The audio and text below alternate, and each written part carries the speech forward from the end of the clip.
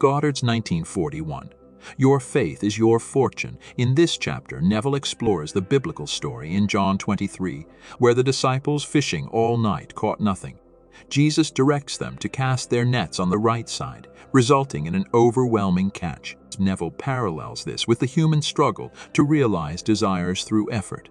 Discovering our awareness of being as Christ Jesus, we learn to fish in consciousness, applying the law correctly, like casting nets on the right side. Seeking in consciousness for the desired outcome multiplies it in the world of form.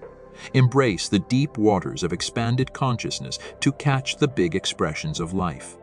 So in what you want, turn from the senses, focus on I am, slip the anchor of problems, and move into the deep. Feel the pulsating power within, claiming and feeling the desired state until conviction takes hold. With thrill of being that which you desire equals the fisherman's joy in hooking a fish.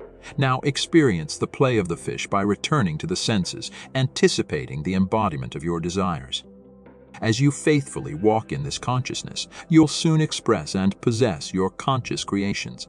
Go forth and fish for the manifestations of life by casting your nets on the right side. Subscribe for more insights into conscious creation.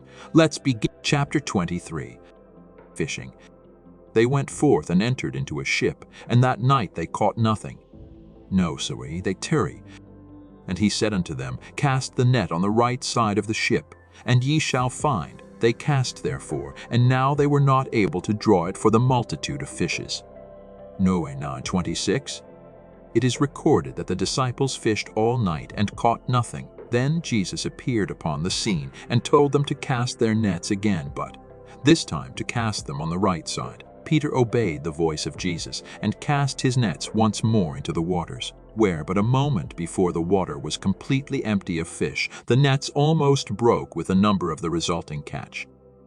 Fishing all through the night of human ignorance, attempts to realize his desires through effort and struggle, only to find in the end that his search is fruitless.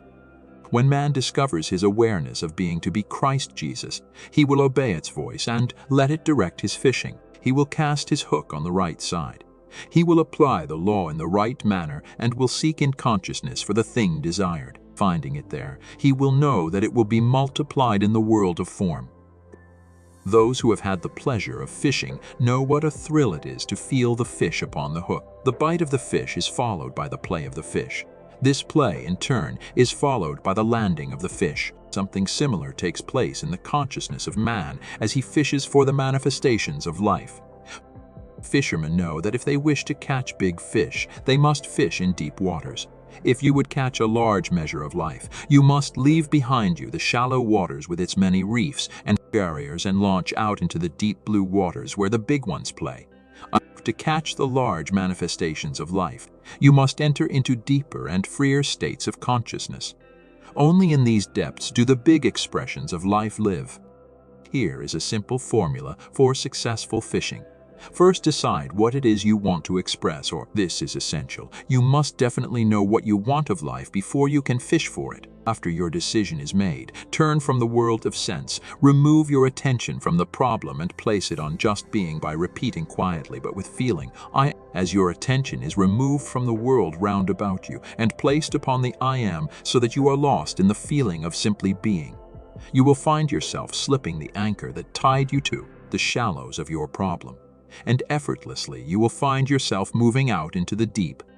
The sensation which accompanies this act is one of expansion. You will feel yourself rise and expand as though you were actually growing. Do not be afraid of this floating.